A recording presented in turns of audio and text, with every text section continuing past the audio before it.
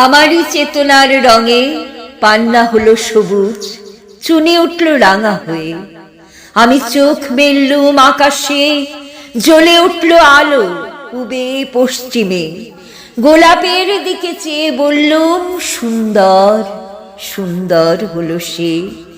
তুমি বলবে যে তত্ত্ব কথা এ কবির বাণী নয়, আমি বলবো এ সত্য, তাই এ কাব্য। এ আমার অহংকার, অহংকার সমস্ত মানুষের হয়ে।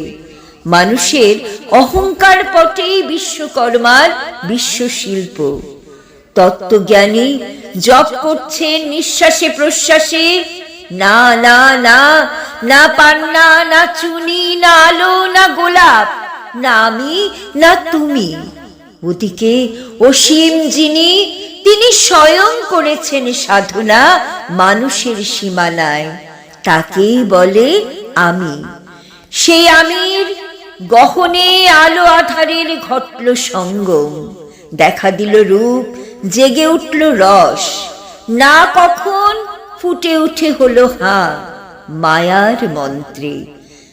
রেখায় রঙে সুখে দুঃখে একে বলো না তত্ত্ব। আমার মন হয়েছে পুলকিত বিশ্ব আমির রচনার আসরে। হাতে নিয়ে তুলি, পাত্রে নিয়ে রং। পণ্ডিত বলছেন বুড়ো চন্দ্রটা নিষ্ঠুর চতুর হাসি তার। মৃত্যুদূতের মতো গুড়ি মেরে আসছে সে পৃথিবীর পাঁজরের কাছে। একদিন দেবে চরম টান তার সাগরে পর্বতে, মর্তলোকে মহাকালের নূতন খাতায় পাতা জুড়ে নামবে একটা শূন্য।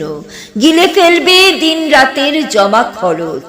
মানুষের কীর্তি হারাবে অমরতার ভান, আর ইতিহাসে লেপে দেবে অনন্ত রাত্রির কালি। মানুষের যাবার দিনের চোখ বিশ্ব থেকে নিকিয়ে নেবে রং। মানুষের যাবার দিনের মন ছিনিয়ে নেবে রস। শক্তির কম্পন চলবে আকাশে আকাশে, জ্বলবে না কোথাও আলো। বিনাহীন সভায় মন্ত্রীর আঙুল নাচবে, বাজবে না সুর। সেদিন কবিত্বহীন বিধাতা একা রবেন বসে নীলিমাহীন আকাশে, ব্যক্তিত্বহারা অস্তিত্বের গণিত তত্ত্ব নিয়ে।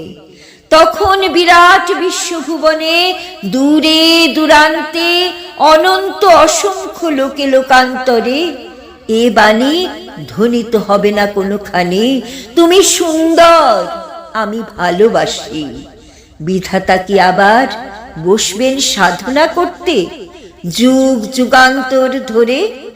প্রলয় সন্ধ্যায় জপ করবেন, কথা কও কথা কও, বলবেন বলো তুমি সুন্দর, বলবেন বলো আমি ভালোবাসি।